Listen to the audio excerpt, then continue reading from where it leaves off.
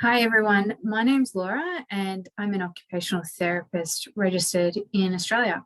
I specifically work with mental health conditions, in particular those experiencing borderline personality disorder.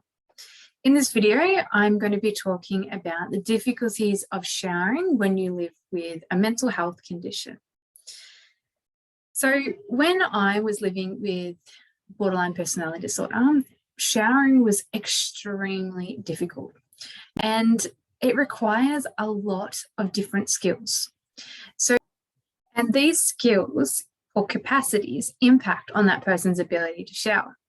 So for a person who's experiencing a psychosocial or mental health condition, having the motivation to get up and out of bed, or perhaps having the energy that is often lost when we experience a mental health condition, such as feeling really lethargic and drained and not having the go and the drive to get up and get out of bed. People with mental health conditions experience difficulties with routine and structure, and timing and sequencing might be really hard for them. Showering might also require problem solving and communication skills by negotiating with other people in the environment about when you're going to take a shower or how long to have a shower for. It also requires organization, such as thinking, have I got a particular meeting that I need to shower for and dress for? Therefore, I should really have a shower and wash my hair. So now I'm going to go through some tips that I discovered when I was going through borderline personality disorder. And these tips are things that I used in my daily life to help me with having a shower each day. Number one is routine. Now, this is really difficult for someone that's experiencing depression or a mental health condition. Routines often go out the window. If you think about if you're in pain, if you're tired, if you're just not motivated, routine is so hard to keep. That's why it's so important that you write down a goal for yourself. Is that goal that you want to be able to shower 3 times a week? Or perhaps it's when you've got a work day, you want to make sure that your work, you feel fresh for work and you've had a shower. Or perhaps it's a day where you've gone outside and you've gone and done some physical activity. Set a goal, be realistic. Don't expect yourself to be able to have a shower every day if you're not someone that's having a shower and you can't remember when the last time you showered was. So number one is routine, and that might require you to use an app. So you might use, whether you use your app or you use a diary, write down a goal that I'm going to shower on Monday, Wednesday, and Sunday. Tip number 2, think about the environment. The environment of the shower might include the noise that goes on in the shower, such as the fan being on. Maybe there's different lights that you don't particularly like that cause you to zone out. Showering requires a lot of skills in terms of concentration. Adding extra elements to the environment might be making you feel really tired and zone out. So something that I did when I was showering was being really considerate of the environment. So I would dim down the lights or have the lights off if I didn't need them on, where I could still see what I needed to do safely. It might be also that looking at yourself in the mirror might be a difficulty for you.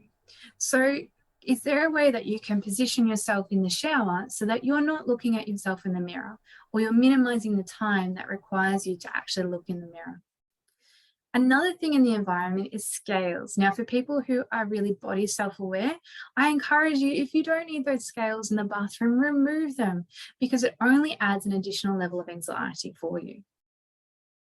Another thing is think about the environment in preparing yourself to have a shower. So think about the clothes that you're going to put on. Can you put on something that's going to make you feel really warm and comforted after having a shower and make you feel safe? So that once you've had a shower, you're getting into those clothes. You don't have to think about what clothes am I putting on next when I'm really cold and wet, but you've got them ready for you, so that it's just a quick transition from being out of the shower to into your clothes and starting the day. 3, have a shower buddy. So for me, my shower buddy was Lily. Sometimes Lily would come in the shower, sometimes she wouldn't come in the shower. She would just watch me. But I knew by having her physical presence there that I was able to talk to her, and I felt safe. Her while showering also helped, because I knew that I was focusing on her body weight. I was focusing on making sure the water wasn't splashing in her eyes. And I was also aware that, okay, I'm going to wash her. So in the process, I'm going to wash myself as well. 4, minimize things that you do not need to do. So do not go and have a shower today and do your hair, do your teeth, and shave your legs. That is just too much. Don't set the expectation too high. So be realistic. So instead, maybe it's that you just want to wash your hair once a week, and that is your goal. Don't overwhelm yourself. For days that you might choose not to shower, maybe you could just use baby wipes or use dry hair shampoo. Having a shower with a mental health condition is really tiring and requires a lot of concentration.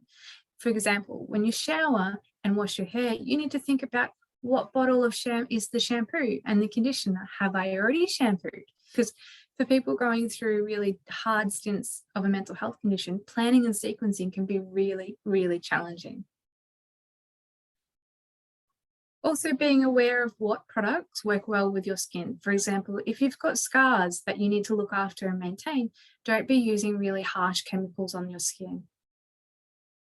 Also be aware of what textures you like. Perhaps you like a really rough soap compared to a soft soap. You might also want to think about what you're using to wash your body with. So instead of physically touching your body and having to use your hand, maybe use a loofah or a big sponge so that it doesn't require you to touch parts of your body which you may feel uncomfortable touching. 5, sit to shower if you can. So something I would do is I would use a shower chair, or sometimes I would sit on the base of the shower. Now, if you have depression, you're probably already sitting on the base of the shower. It requires a lot of energy just to stand there. So if sitting down helps you, sit down. Don't try and exceed your expectations by trying to do too much all at once. And for people that have perhaps reduced energy and physical ability and endurance, sitting down can conserve some of that energy so that you don't feel like you're completing this really big task and wasting all your energy for the rest of the day. 6, stay focused. Something I would do is play music. Now, there's a number of reasons why I did that. One was because playing music meant that I was really concentrating on the lyrics of the song, and I wasn't letting my mind wander, which often happens when you're in the shower. You get overwhelmed and there's so much sensory stimuli going on that your mind can often just shut off and wander. So by having a song or a particular shower playlist, that can really help you in staying focused and knowing, okay, by the end of the song, I want to have brushed my teeth. Having music playing also means that you're not listening to any outside noises that you might get preoccupied or nervous about. For example, if you can hear people in your street or on your driveway talking, having music playing is a really good way to minimize distractions that might make you become a little bit anxious about, particularly people might be watching you in the shower or you might be hearing things, okay? 7 is temperature sensitivities. If you're really sensitive to changes in the temperature of the environment, be aware that you can change that. So something I would do is make sure I had a small portable heater in the shower so that I felt really warm after getting out of the shower and I wasn't shocked with that really cold exposure to the warm water and then getting out into the cold. Another thing I did was making sure I have a really warm towel to hop into and warm clothes and slippers. 8, shower when you feel mentally strong. But maybe think about in your day, is there a time when you feel really like this is something I can do and concentrate on without letting my mind wander? So for example, you might choose to shower in the morning where you feel most alert and most awake. And then you know that you've done the task for the day and you don't have to worry about it. I often pair showering with exercise. So you don't want to be sitting in stinky and sweaty clothes after you exercise. 9 is negotiate. So do you need to negotiate with other people in the house about when you're taking a shower? Can you create a visual schedule for yourself or a board or a calendar in the kitchen that says, Laura's having a shower now. This is when she's blocked out her time. And that will make you feel a little bit more comfortable in terms of no one's going to interrupt my shower, or no one's going to knock on the door asking, can I have a shower? Can I use the bathroom? So negotiate with people in the environment that you're sharing that space with, so that you can feel like you've got a bit of boundary and a protected space for you to have your own time and not worry about other people in the environment. And 10, reward yourself. You've done it, okay? It's a hard task. It's not an easy task. So after showering, do something that you know that is a reward for you. Make it small so that you are not over rewarding yourself, but make it realistic as well. So for example, after I shower, I love to have a coffee. So I reward myself by having a coffee and a shower, not together. But that's something that I do, and I find that it has really helped. So these are my 10 tips for showering. Make sure that you keep things realistic, set a goal for yourself, and set a time frame about when you want to try and get towards this goal of having a shower. So what I want you to walk away from this video is that showering with depression or a mental health condition can be really hard, but it's not impossible. So there are things that you can do to make that task easier and more achievable. And I hope that this video outlining some of the things that you can do, such as changing the environment, changing the way that you feel about showering, and setting goals for yourself, can help you in achieving having a shower once a day, once a week, or however often you want to work on that. Thanks for watching. If you have any questions or any tips that you use for showering, post them below in the comment section. Please remember to like and subscribe if you like this video and the content, so you can keep up with OT recovery strategies to help you in your recovery.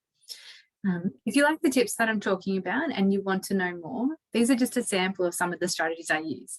Please click the link below and you'll find the list of strategies that you could use and implement with yourself or with your clients.